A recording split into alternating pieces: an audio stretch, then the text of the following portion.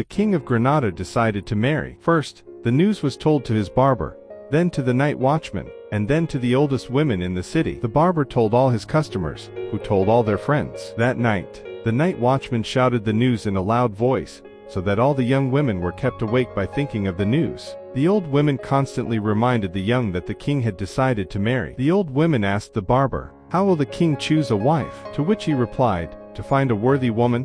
I am afraid I shall have great trouble." "What? You?" exclaimed the women. "What have you got to do with providing the king with a wife? I am the only man permitted to rub the royal face," said he. "And what's more, I have a magic mirror. If any woman who is not thoroughly good looks into the mirror, the blemishes on her character will appear as spots on its glossy surface." "Is this one of the conditions?" asked all. "That is the only condition," replied the barber. "Any woman from 18 years upwards is eligible, but they will have to be able to justify their claim.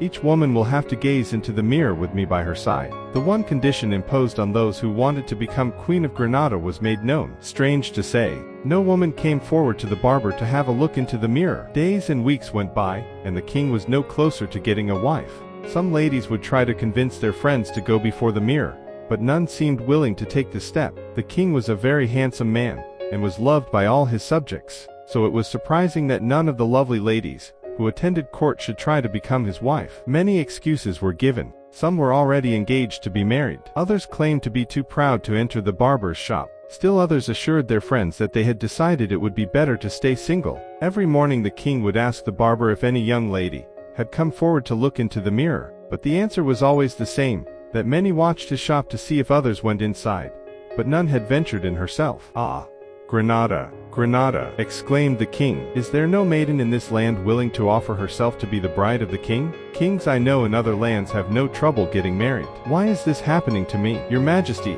replied the barber, "there is one possibility. There is a shepherdess on the mountainside who may risk looking into the mirror, but would you marry such a lowly person?" "Ask her to come," answered the king, "in the presence of my assembled court. Let the gentle shepherdess look into the mirror." So the barber brought the shepherdess to court. It was proclaimed throughout the city that the shepherdess was to be tested, and the royal hall was soon filled with all the grand ladies and knights of the king's household. When the shepherdess entered the room, she felt very shy at being surrounded by so many riches. The king received her kindly, telling her that if she wanted to be his wife she would have to gaze into the magic mirror. If she had ever done anything bad, the mirror would show the same number of stains on its surface as the bad things she had done. "Sir," replied the shepherdess, "everyone makes mistakes and I am no different. I've made mistakes with my flock, but I think they must forgive me because every day they let me take care of them, and if they sense danger, they come to me for protection. I love my sheep and do my best for them. Truly I have no ambition to become queen,